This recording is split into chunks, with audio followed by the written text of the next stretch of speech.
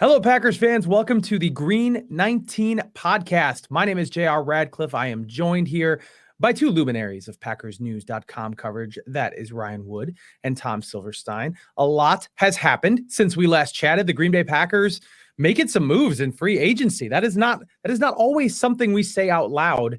And even in the Brian Gutekunst era, I don't know if we haven't seen anything like this.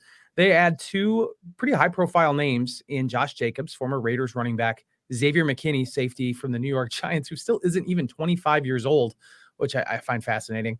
But in the process, they also part with a couple big names. Aaron Jones, David Bakhtiari, no longer members of the Green Bay Packers, and Aaron Jones now a member of the hated Minnesota Vikings. What a wild journey it has been over the last 2 days. I'm going to start with you, Tom. You've done a lot of reporting on this. You can find all of that at PackersNews.com, on JSOnline.com. So much has happened, and we'll go point by point through everything that has transpired. But now, just big picture to start with, I'm curious, first of all, if you think the Packers are done, if we've kind of reached the end point of their free agency experience. And number two, just as you sit back, what jumps to mind? What is the big takeaway from what we've seen thus far from the Green Bay Packers? Yeah. So first of all, I'll correct you a little bit. This is really Brian Gutekunst's second foray into free agency. 2019, he signed Preston Smith, Zadarius Smith, Billy Turner, Adrian Amos. I mean, he went all in, and it was a significant expenditures for him. And now, if you look at it, you could probably say two of those were, worth the money. I mean, Adrian Amos was solid, not spectacular, probably not worth the money, but solid. Preston Smith has been well worth the money. Zadarius Smith was worth the money for a year? Yeah, Pro Bowl. Year and a half, 2 years. Right? Yeah, he was great.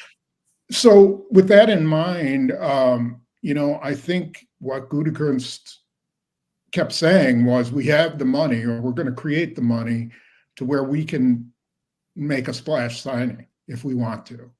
And I'm sure even at that time in his mind, he was thinking safety. We're going to get a safety, whether it's Antoine Winfield or McKinney or maybe one of the lesser guys. I think he was all in on trying to get one of those guys. And if Winfield would have been available and not had the franchise tag, I think they would have gone hard after him. So they end up going for Xavier McKinney, and they end up paying him a ton of money. I mean, they had to pay big money to get him out of New York. And we'll see whether he's worth $17 million a year. He's in the top 5 paid safeties.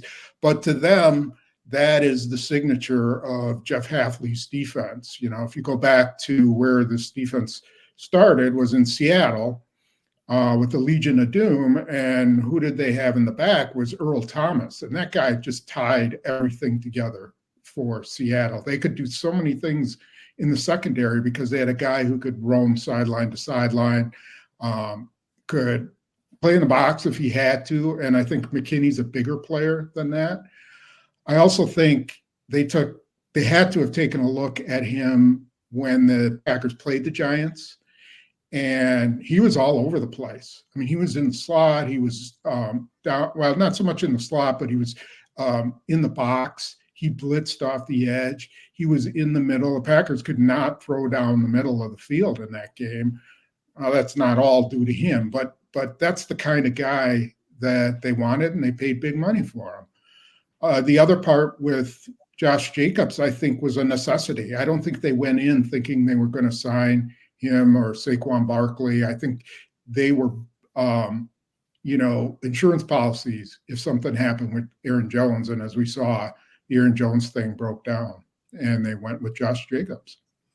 Yeah, Ryan, I want to talk more about McKinney. I want to talk more about all of it, but I think we knew the Packers were maybe saving some, creating the cap space so that they could make a splash in free agency.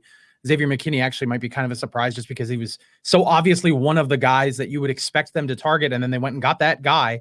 But the big maneuver that I think people are really interested in is this running back exchange. It's a very similar deal, this 4-year deal given to Josh Jacobs that Aaron Jones signed for 4 years ago, and obviously he's 3 years younger now than Aaron Jones. But I think everybody thought Aaron Jones was coming back, and we talked about that here and figured something would work out.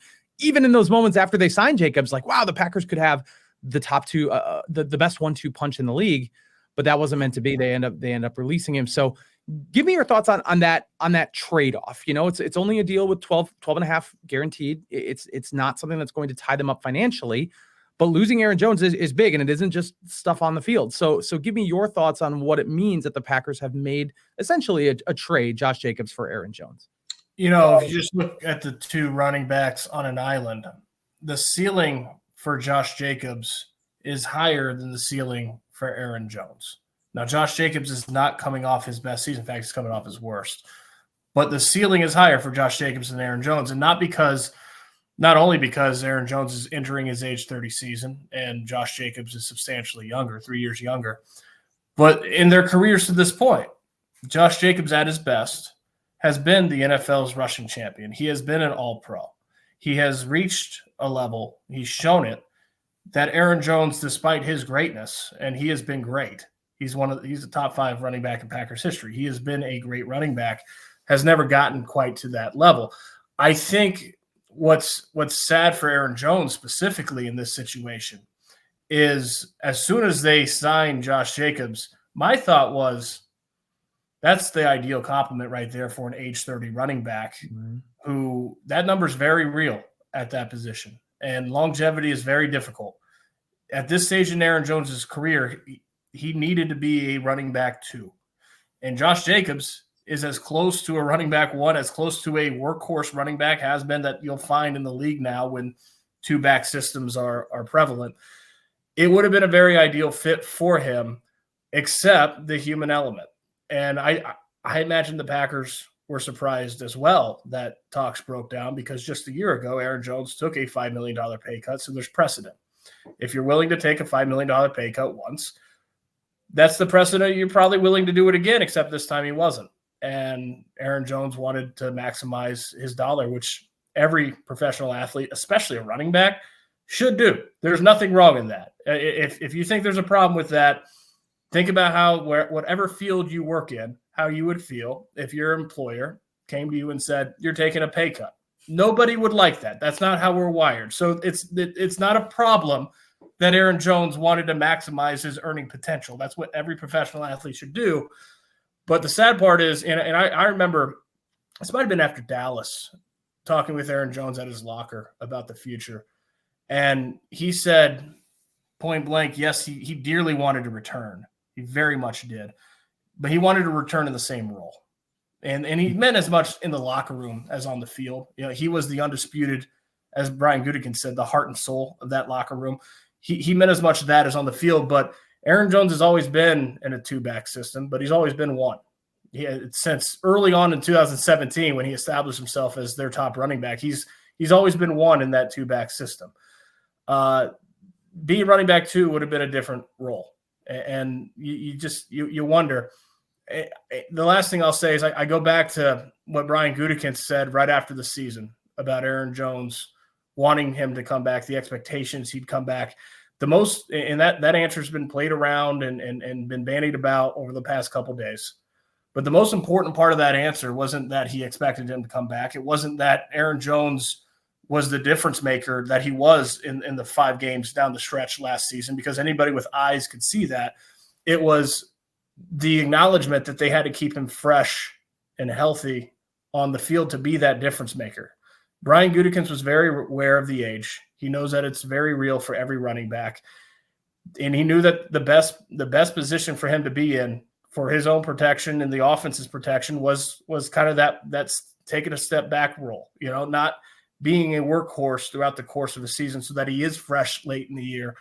That was on Brian Gutekunst's mind at the very forefront of this offseason, and that didn't change. And ultimately, who knows what might have been, if not for the human element. That would have been the ideal compliment, but you'll see him in purple next year. Tom, what do you think? What do you think the order of operations was here? Did the Packers entertain the idea of Josh Jacobs coming only after talks broke down with Aaron Jones? Was there a thought that maybe the two of them could coexist? you did some reporting. There was reporting around I think everybody knew that Aaron Jones wouldn't be able to come back on the very same contract that he was on without some sort of restructuring. So we knew that piece would come into play at some point. But how do you think this exactly broke down for the Green Bay Packers? Yeah, I'm glad you asked me that.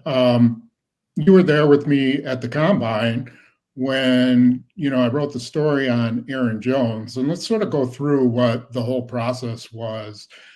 So, while I was there talking to people, they're telling me, Aaron Jones is going to have to reduce his cap number significantly in order for him to stick around. I mean, he has a $17 million cap number. Mm-hmm. And, my interpretation of that was, well, he's going to have to take a pay cut. He absolutely is going to have to take a pay cut. But I hadn't been told specifically. I've been told that he needed a cap number. So, when I wrote it, being 1 + 1 = 2 kind of guy, I said that it was a pay cut, and the person who had told me about it reminded me that, I said cap, and I was like, you're right. You did say that, and I meant to write that, but I had said cut. In my head, I'm like, well, duh, he's going to take a pay cut. So I went through all the scenarios, that he might have to take a pay cut, that they could wind up just releasing him and letting him test the market. And then maybe he comes back. And I think ultimately the duh stuff actually happened. They gave him a number. I believe it was about $6 million. This would have been at the Combine. They wanted to cut his base salary in half. And through negotiations or whatever, they could not get a number. Now, I don't know if the Packers number went down, but I think I'm pretty sure at the Combine, there were Gutekunst walking the hallways and there's agents everywhere. And Josh Jacobs' agent comes by and says, hey, are you looking for a running back? Or, Josh wants to play in Green Bay. Or, Saquon Barkley's agent, hey, we're looking for a new place, And I think Gutekunst had this in the back of his mind that, okay, it's not going to cost that much to sign another back. So I don't know if he reduced the number he wanted for Aaron Jones. I honestly don't know what the final number was with Aaron Jones. But obviously, Drew Rosenhaus, Aaron Jones's agent, had a deal set up because he's smart enough. He knows how this works. And he had a deal probably with the Vikings for $7 million and was like, we're not taking less than that. And, cleared it with Aaron Jones. And Aaron Jones was probably, yeah, okay. And I think what happened was when the Packers started to see that this Jones thing was not going to happen, boom, he's already knows Josh Jacobs and Barkley are interested. And he calls one of them, or I think they must have liked Josh Jacobs a little bit better than they liked Saquon Barkley, which we'll find out whether that was the smart move. They both signed almost equal deals. So the price was pretty standard for those guys, $12 million. And that's how Josh Jacobs came along. And I think they told Aaron Jones, look, we're signing Josh Jacobs, and this is where it stands. What do you want to do? Or, now it's a different ball game. I think they really did want Aaron Jones back. I think they absolutely did not lie about that, but they wanted him at their price. And if you think about it, the difference is that he would have been playing for maybe with an $11 million cap number if they were able to get a cut, but then they would have been on the hook for all his prorated money next year. Mm-hmm. And instead, they get a $5 million cut in salary cap, and he's off the books for good this year. So when you look at it that way, I think that's how they looked at it. And we're like, okay, well, we're just going to have to chance it that Aaron Jones isn't going to run for 1,000 yards against us, when he plays us in the U.S. Bank Stadium. And they lose a lot with Aaron Jones. Ryan is, I don't need to say any more about it. He's a great guy in the locker room, just a unbelievable player when he's healthy. And I was thinking about it too. He all his injuries happened on grass, as I recall. In Chicago twice, in Green Bay tore the MCL. I don't know that he's had an injury. Maybe he has had one of those on turf, but he is really good on turf, and he's going to be good for the Vikings as long as he stays healthy. And then lastly, about Josh Jacobs, I think they saw him as a young guy, 26, who's got great hands. He has really good hands, and he's caught more than 50 passes in 2 seasons. He led the league in rushing 2 years ago. So, he's a first-team All-Pro. So I think he fits what LaFleur wants to do perfectly. They'll have to draft somebody now. That'll be a higher priority to put next to Jones, I think. Yeah, I still think they get multiple running backs. But go ahead, Ryan. You mentioned I don't want to gloss over this point that you mentioned because it's what I've been wondering myself.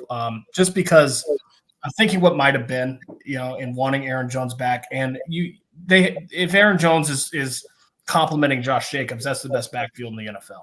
I mean, that is dynamic. Mm-hmm. And you think of total cash, right?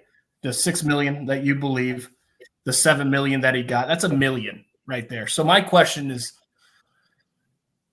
boy, do you pay an extra $1 million to have the best, most dynamic backfield in the NFL when you're a Super Bowl contender? But the point that you made, it's future cap as well.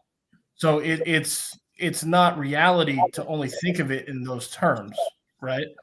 Yeah, my understanding is, they're done in free agency other than value kind of signings.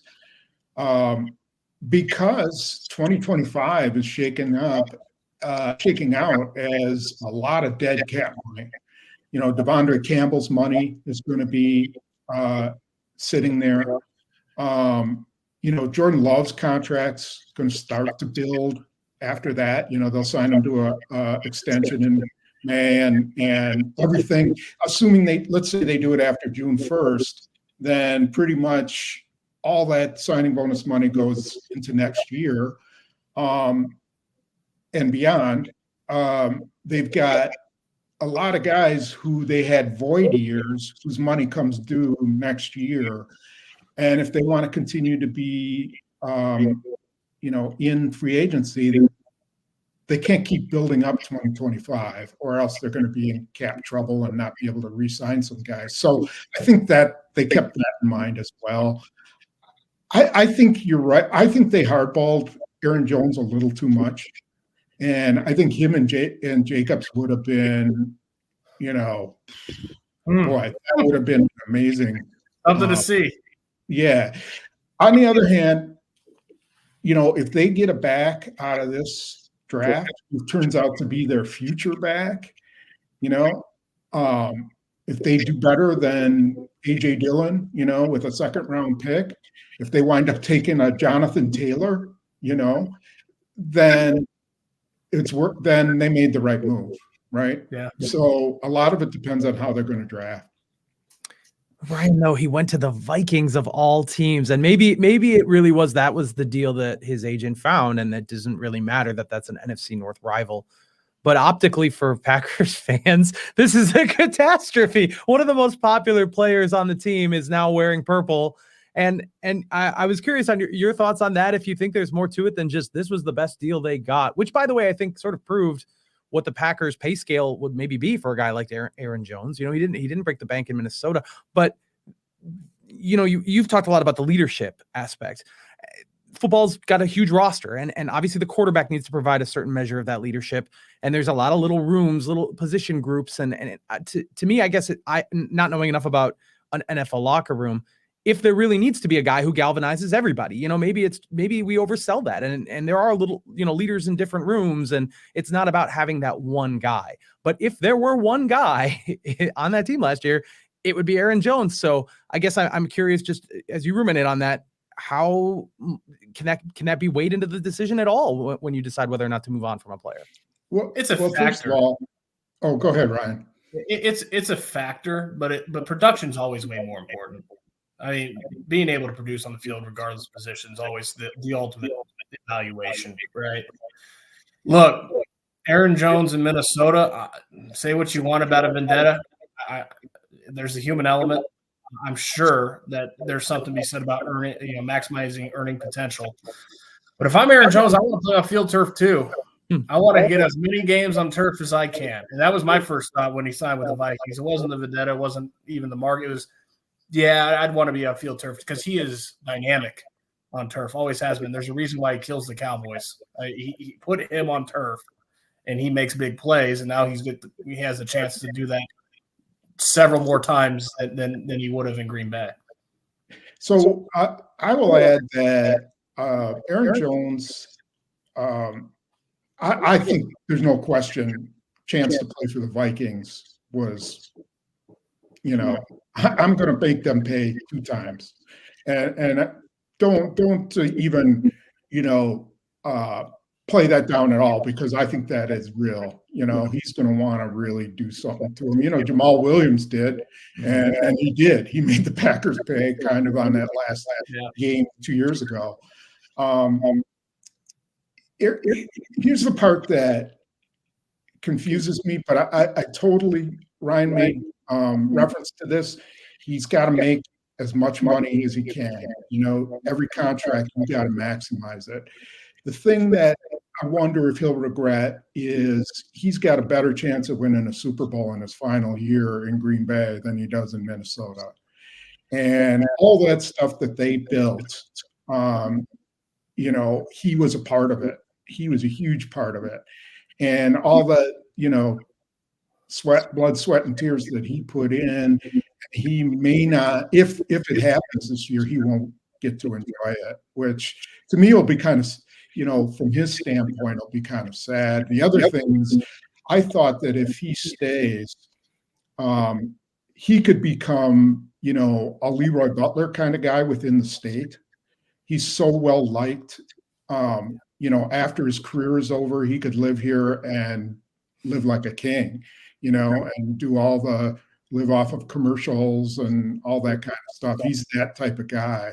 So from that standpoint, but $7 million is $7 million, and he might still be able to do the other thing. And whatever the case, Packer fans shouldn't be mad at him. He did what he thought was best in his interest. Spoon, I'll even say it very well might have been his 2024 is his last season with the Packers, period. It might have been, because it was the last year of his contract. But if that tandem worked out the way it might have, that's how you prolong your career. He's a Packers guy in that role, and that secondary role, that dynamic kind of 10 to 12 plays a game, put him out on the field and get your 5 yards plus per touch. And maybe that would have been a role to prolong his career too. I don't think you can say that it absolutely definitively 100% would have been his last season with the Packers, no matter what, because that's like the role that a guy like that, age 30 running back plus, who hasn't lost a step. You just got to protect him a little bit. You got to make sure he doesn't take that much of a pounding at this stage. That is a tailor-made role for him, and that was there. Yeah, and I don't want to put this all on Aaron Jones. The Packers easily could have paid that money and said, Absolutely.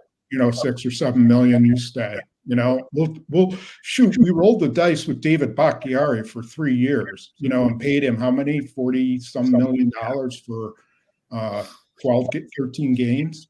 So, if I'm Aaron Jones, I'm like, well, you did that for him. Why wouldn't you do that for me? So I'm not going to let the Packers skate on this. It would have been a gamble to do it, and I understand why they didn't. But if what would have been the difference in them winning a Super Bowl? Man, that's a big mistake if it turns out that way. Well, let's call the hardball what it is, right? And we've talked about this before, Spoon. Aaron Jones has been the definition of a good soldier. Off the field, too, in the locker room. I mean, when the trade went down last year with Aaron Rodgers and Jordan Love, who was the first person to put all of his support behind Jordan Love immediately? Who went out multiple times last offseason to train in Southern California with Jordan Love, publicly and private? He has been the good, and that was while taking a $5 million pay cut. Yeah. He has been the good soldier. So now you're going to hardball me and bring in a veteran, a younger guy, but a guy that you're going to pay good money in the running back market to take away my snaps, that to diminish my role and, more importantly, my earning potential. I can see very easily how Aaron Jones would find that a slap in the face. I mean, that's what that is. So yeah, absolutely not putting all that on Aaron Jones. Ryan, I want to come back to you to ask you to switch gears and ask about your thoughts on the Xavier McKinney signing. They didn't put, I don't think, a ton of resources into the safety position the last couple of years. You kind of got the feeling maybe it wasn't, that valued a spot on the field relative to others. But like Tom said earlier, Jeff Hafley's defense is a little different. So we knew they would have to get safeties. They needed bodies, if nothing else. I personally wasn't even thinking about Xavier McKinney because I figured they wouldn't go after the top guy on the list. I mean, this is a guy who turns 25 in August. He's never been to a Pro Bowl. There is some risk. He's had some injuries, but one was like a freak ATV accident, a hand injury, and he's kind of seen as this ascendant player, a little bit of the inverse of Josh Jacobs in that he had an incredible season last year, hasn't really been able to shine before that, whereas Jacobs had the down year last year and had shined before that. But Xavier McKinney is kind of the guy you absolutely would expect a team like the Packers would sign if you didn't have a track record of the Packers not going after the top guy in the free agency class. So give me some thoughts there. Do you feel like it was just they just couldn't get that type of guy in the draft? They had to do it. It was absolutely a move they simply had to make. Or, are you still a little bit surprised that they decided to go all in on a safety? I'm really not surprised at Xavier McKinney. I know there's some prevailing thought out there of, okay, Xavier McKinney is the top of the market, so Packers never go there. But to me, it just made too much sense for him not to be an option. And the biggest reason is because he's only 24. And what we know about Brian Gutekunst in free agency, especially because we've seen the blueprint already in 2019, is that he values youth. He'll pay for youth. You look at the splurge in 2019, Zadarius Smith, Preston Smith, and Adrian Amos were all coming into their second contracts. Like, youth was a priority for him then. He didn't mind paying for it. That's, you look at Xavier McKinney, only 24. He does everything well. It's the position that literally kept you from a potential Super Bowl run. Mm-hmm. They were way closer than anyone thought they would be to actually making the Super Bowl last year. No, it blew out expectations out of the water. And all year from the draft last season on, you thought, oh, they don't have safeties. If only that, but they're not a safety away from the Super Bowl. Well, go back to the San Francisco game. Yeah, they're a safety away from the Super Bowl. Like, that you can make a very compelling argument for that. It just made too much sense. Now they got to get, and Spoon alluded to this, they're paying him as the fourth highest paid safety in the league. They've got to get number 4 safety production out of that for it to be for this signing to realize its potential. But I think the biggest thing that it does is it gives you optionality, because he does everything well, and you know that you need another safety. So if you have a Xavier McKinney that does everything well, there's no glaring holes in his game. He can track sideline to sideline deep, which they haven't had in Green Bay for a while.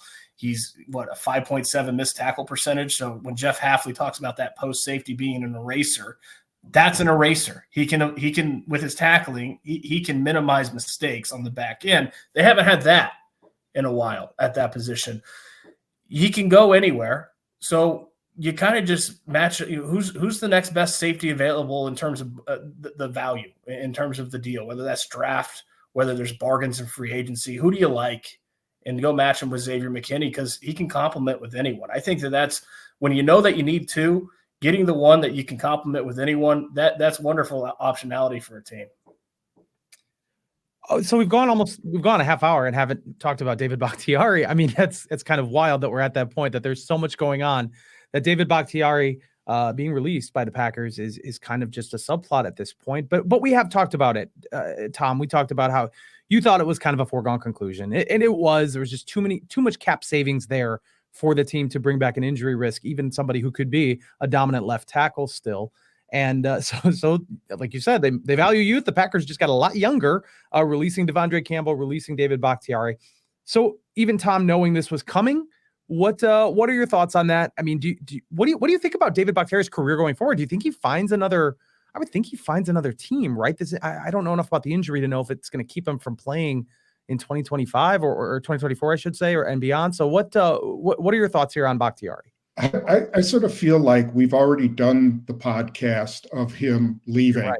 It's almost as I was writing the story of him leaving, I'm like, well, God, I've written this story like 5 times already, or, about this is it for David Bakhtiari. Let's go over all his injuries, everything he's done for the Packers. It was such a foregone conclusion that, the only way he was going to stay if he changed his mind, wanted to play for the minimum salary. So, to me, it flies under the radar because it's been talked about so much. And if the Packers hadn't gotten something out of Rasheed Walker at the end of the year, I think we would be talking about it a lot more. Right. I think it's going to be a while before anybody signs Bakhtiari. I think he's still in his rehab, from what I understand, and he's still got a long road to go. So he wants to play, from what I've been told, and good luck to him. And yeah, he'll probably wind up with the Jets, but they're gonna draft a left tackle or sign a left tackle or something. So yeah, I think he'll try to play. I don't know if it'll happen. For his sake, I hope it does happen. He's put in a lot of work to try to be back on the field. I also hope he can leave the game walking normally. And if he left today, he's done more than anybody ever expected of him and proved himself to be one of the best left tackles in the NFL over his time in the league. So, I don't know what more there is to say about it. That's really it. He'll be a Packers Hall of Famer. I don't know. As far as NFL Pro Football Hall of Fame, probably not, but I wouldn't rule it out necessarily. I don't know. Offensive line is so hard to gauge. I mean, think about the guys who are in there, the Jonathan Ogdens and Anthony Munoz, and Trent Williams is going to be in there at some point. The guy from Seattle who's all of a sudden escaping my Russell Okung, guys like that. They're just, I don't know if his numbers will do that. Yeah. All pros are so important, especially at that position, really any position, so important. He's got 2 first-team All-Pros, and he's absolutely a Packers Hall of Famer, no question about it. He lost his shot at Canton with the knee injury. If not for the knee injury, if he just keeps on that path for another 3-4 years, he's got a gold jacket. But 2 first-team All-Pros, just on the precedent, historically, I don't see how that's going to be enough to get him over that hump. Yeah. Underrated sliding doors moment. He tears up that knee in 2020, and I think the Packers maybe go to the Super Bowl if he's healthy. They beat the Rams that year in the playoffs, but then lose. That's the Buccaneers year. I'm not mixing these up, I don't think. I think that could have been the difference in that game. I think maybe they end up going to a Super Bowl that season. Ryan, when we walked out of San Francisco, speaking of the end of playoff journeys, we were talking about some of the guys that would be coming back. You said you felt very confidently that the Packers would bring Keisean Nixon back, which actually surprised me. I didn't think, despite the fact that he's now a 2-time first-team All-Pro kick returner, I did not think that they would pay the money to bring him back. He's a versatile guy. He's obviously big on special teams. He acquitted himself fine as a member of the secondary as a cornerback. But you were right. He's back on a 3-year deal. So what was it that made him the guy that the Packers, of this free agency class of the Packers that became free agents, what made him the guy that they couldn't live without? Well, before I'll get to Keisean Nixon, but you said San Francisco, and I just to tie a bow on Bakhtiari, the thing that I will remember for the rest of my career when it comes to David Bakhtiari is being in the visiting locker room at Levi's Stadium after the 2019 NFC Championship game, and it's just me and him. And I asked him, what's that like? Three in his first 6 years, he was in an NFC Championship game and couldn't get over that hump. And I can't tell you, it's David Bakhtiari we're talking about here. I can't say all the words on a family podcast that he used, but the look on his face, the tone of his voice, having lost his third, he said, I'm so annoyed. Like it's so annoying. Like they're right there. And so then you go a year later and they're the best team in the NFL and he knows it. And if not for that injury, they were right. That was the year. And of all things, it's David Bakhtiari. It ate at him inside to be so close and not get there. Yeah. To have it be his injury. Yeah. That'll be a memory that I take with me. As far as Keisean Nixon goes, they have not been able to fill that return position for over a decade. Spoon would know better than me. And I get that the NFL now with touchbacks being so high and all the rules change, that return position's not what it used to be. Keisean Nixon last year was an all-pro by default because there just weren't enough returns in the league to have much competition for that distinction. But when you haven't been able to fill it, and you can see what filling it with someone that dynamic can do, you can't let him go. And what he does on defense, I don't know. I did the grades on Keisean Nixon, and it's fascinating because you could have a cut up of him being one of the best nickels in the league. There is good film of him at nickel, and then you could have a cut up of him being one of the worst in the league. There was so much good and bad with him in the slot. I certainly think that they need to go and get another slot corner that can be the starter when they're in nickel there. But when you think about, it wasn't just, I know he's a kickoff return all-pro, but he was a better punt returner, a more dynamic punt returner than Jaden Reed was last year. And Jaden Reed's going to get to a point where he's too important on this offense. And the same thing happened with Randall Cobb.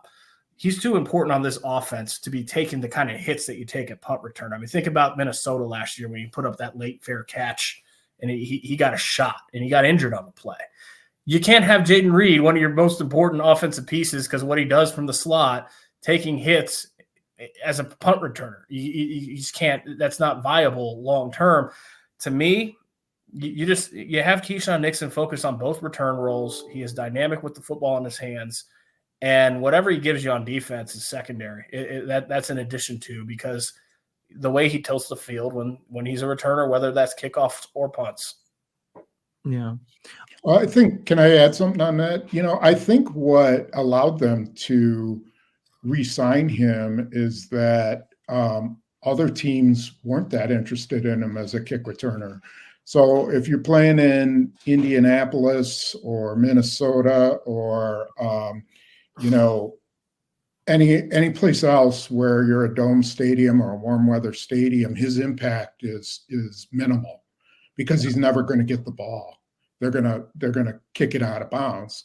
And even in the colder weather that the Packers had, teams are still able to kick it away from him or kick it really deep that he had to take it deep from the end zone. So for certain teams, he's more valuable. For Buffalo and Chicago and Cleveland, and for Green Bay, his return ability is more important than it is for the dome or warm weather stadiums. I think the Packers also valued him. I think their biggest value was as the slot corner. I think he fits what Hafley wants, which is a slot corner who can tackle. I mean, they got to have a guy with some size. They don't want the little guy who can't support the run. Keisean Nixon, he misses tackles, but when he's on, he never hesitates. He's good, and he's still a novice at the position. And I think with their system, it'll be a lot easier for him. Slot was kind of complicated position under Joe Barry's system. So for the Packers, I think, they will certainly try to better him with a better guy in the draft. But I think his ability to play slot corner is probably what got him $6 million instead of $4 million. Spoon, to kind of piggyback off that point, and also when I talk about the cut-ups, and you have clips where he's one of the best slots in the league and one of the worst. He led the secondary. He led the defense in missed tackles. I think the number is like 23 when I counted all of them on film. But he also had close to 100 tackles from the slot. Like, he was always involved, very active to the football. So, yeah, I can see an argument for, okay, let's cut down those missed tackles and let him be very involved. If he doesn't, that's a liability. The missed tackles they're a big problem. But if they see him cutting down his missed tackles, then then you got a slot corner with almost 100 tackles. Nice career so far for an undrafted free agent. Keisean Nixon has really made the most of it. Tom, I won't get out of here without anything else you want to add about the other guy, Corey Ballantyne and Tyler Davis. Those are under the radar additions, re-ups, whatever the terminology is. But Corey Ballantyne, he contributed quite a bit last year. Tyler Davis is a guy that I know they like on special teams, who's been here a couple of years now. Anything about those guys, and maybe what questions remain for you we still don't know what's going to happen with Josh Nijman and AJ Dillon, I guess, technically. Like, what's still out there that you maybe don't know for sure, or that you have questions about? Regarding Tyler Davis and Ballantyne, I don't know if either will make the roster next year, but those are the kind of guys you got to have in camp. Like, sometimes you have to have them on your 53-man roster. And Corey Ballantyne was a reason the Packers held a big reason why they were able to, kind of hold the ship during the last part of the season while Alexander was out. And Tyler Davis, the year before, led them in special teams snaps and was one of I think he was in the top 4 in special teams tackles, and was kind of showing a little bit at tight end. He's not going to be, those 2 tight ends that they've got are their tight ends, but he can still help on special teams a lot. And those guys are valuables. Minimum wage guys like that are extremely valuable. What they do from here, AJ Dillon's not coming back. Josh Nijman, unless they can get him back on a really low deal. I don't know what anybody else is thinks of him, but I bet they would take him back on a minimum deal. The rest of the guys, Jonathan Owens went to the Bears. It's obvious from what I saw, he didn't get all that much, so the Packers must have been offering minimum. Darnell Savage is gone, and there was no way the Packers were bringing him back for less than minimum. So I think a lot of their work is done. I think what we'll see is cuts and values. So as the free agency continues, and the values kind of get equal with where we are in free agency, then I think they could do a little bit of shopping. But for value or high value, they're done. Do you guys know how hard this has been for me, someone who likes content, like especially the fun fan-facing content, where Jonathan Owens, Mr. Simone Biles, is now playing elsewhere. Aaron Jones is gone. David Bakhtiari is gone. AJ Dillon is probably gone. Who is going to be that person for me, guys? Who's left for me? Unless Jair Alexander starts a podcast, which probably is a bad idea. I don't know. Well, if you buy me a place in Door County, I'll be the mayor up there. JR, I'm surprised you're not dressed in all black in mourning today. It's been tough. Been a rough week for you. It's been tough, man. Dan Weeder from the Chicago Tribune texted me, "What do I need to know about Jonathan Owens?" One thing. I was like, did he know? Did he know that who his wife is? Did he know that? No, but I told him the first thing you need to do is talk to your clicks people and inform them that this is the happiest day of their life. That they will be just, amassing millions of clicks over the course of the season, and that the Bears should keep him just for that reason. I agree. I agree. I also told him he had a solid year. He really did. He He helped them out considerably. He's not what you want to be your starting. You want Xavier McKinney out of Jonathan Owens, but he played an important role for them last year, and I'm sure you, JR, are in mourning over that loss of Simone Biles. Maybe she'll be a closet Packers fan, and you can stick with that. I don't know. Already commented that she likes the idea of not having a connecting flight from O'Hare, basically, to General Mitchell or wherever, or to Austin Straubel, wherever it is. But I don't know what I'm going to do, guys. Here's the best case scenario for you, okay? And I saw this happen with David Bakhtiari. My first year on the Packers beat was 2014. That was David Bakhtiari's second year on the Packers beat. And you could tell, like, there was this burgeoning personality in there, but he's the young guy. So he put a clamp on it because he is on a line with Josh Sitton and Brian Balaga and TJ Lang, and it wasn't his time yet to be outspoken.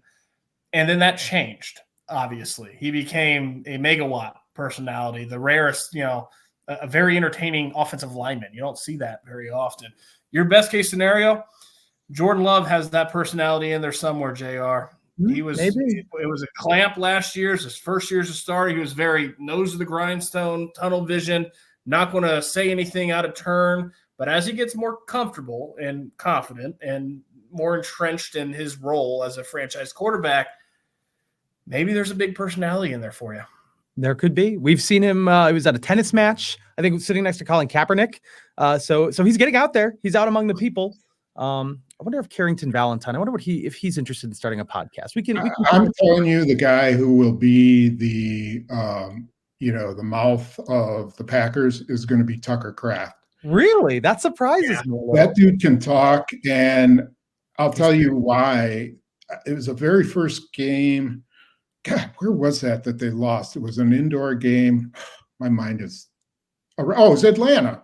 And so he got called for, what was it, tripping or holding, or it was some kind of tripping, I think. Yeah. And I remember going and asking him about it. And he said something like, that official was blind, or he doesn't know what the hell he's doing, or why is he in the league, or something like that. I put it in my story. I don't remember. It wasn't that bad, but it was pretty, like, for a rookie. Mm-hmm. It reminded me of Jermichael Finley, when Jermichael Finley, on one of his first games where he's playing with Aaron Rodgers and they just don't connect on a touchdown. And Jermichael Finley's quote was, "Oh yeah, that guy's got to get the ball in a better place so I can go get it." So I mean, that kind of told you what Jermichael Finley was going to be, and I kind of think Tucker Kraft might be in that. Yeah. Hey, Tucker Kraft's the guy that will hurdle a tackler downfield, get hit by a helmet in a really bad area to get hit, like the worst area to get hit by a helmet, and then do the exact same thing the following week. Like, yeah, that guy's got personality. Shouts to Tucker Kraft. South Dakota State men's and women's basketball teams qualifying for the NCAA tournament this week. I'm sure he's in a good place with that, a fellow Jackrabbit as he is. What are we forgetting? Anything else, guys? Ryan, I guess I'll start with you. If there's anything else that you are interested in as we get through the latter half of free agency and head towards the draft here. No, I just give my compliments to Spoon. He's had a hell of a week. You've done an incredible job chronicling all this free agency, and it's been a lot.